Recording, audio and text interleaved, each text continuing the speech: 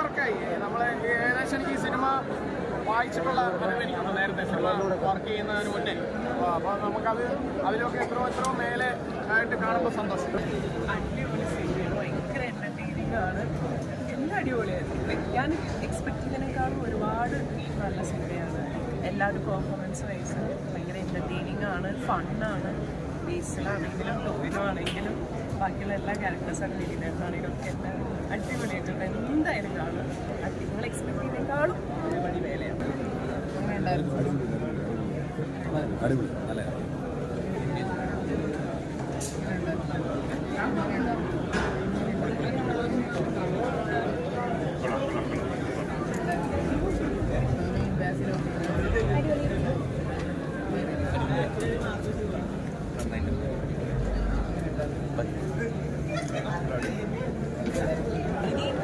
നിങ്ങളാണ് നിങ്ങളുടെ സോ നിങ്ങളെല്ലാവരും എൻജോയ് ചെയ്യണം. അതാണ് നമ്മൾ എൻജോയ് ചെയ്തു.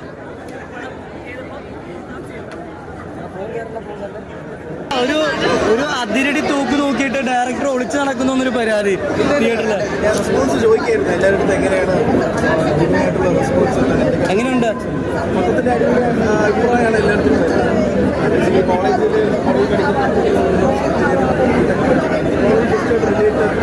റിലേറ്റബിൾ ആയിട്ടുള്ള സിനിമയാണ്.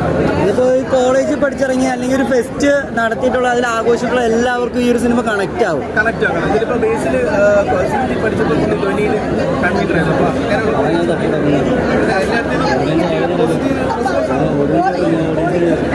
അതിനിടയിൽ കേട്ടപ്പോൾ ഞാൻ വിചാരിച്ചു ഇത് ചെറുപ്പക്കാർക്ക് മാത്രമുള്ളതാണ് വിചാരിച്ചു. ഞാൻ മോടെടുത്ത് പറഞ്ഞു. അപ്പോൾ നല്ല സൂപ്പർ പടം, അടിപൊളിയായിരുന്നു. കോളേജ് കുട്ടികളുടെ ആണെങ്കിലും വലിയവർക്കും അതുപോലെ തന്നെ എൻജോയ് ചെയ്യാൻ പറ്റും. അടിപൊളി, ഒരു വെറൈറ്റി ഒരു മൂവിയായിരുന്നു ഇത്.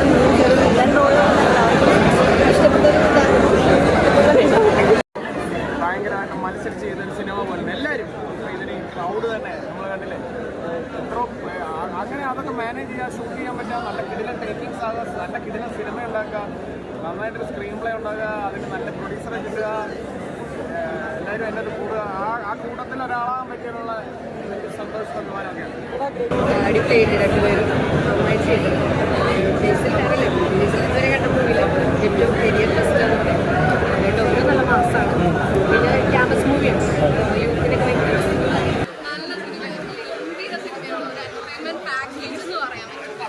എല്ലാ തരത്തിലും നമുക്ക് ഏത് പ്രായത്തിലുള്ളവർക്കും എൻജോയ് ചെയ്യാൻ പറ്റും.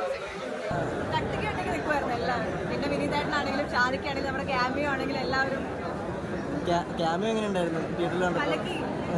തിയേറ്റർ ഇളക്കിയില്ലേ? ഓക്കെ, ശരി, താങ്ക് യു.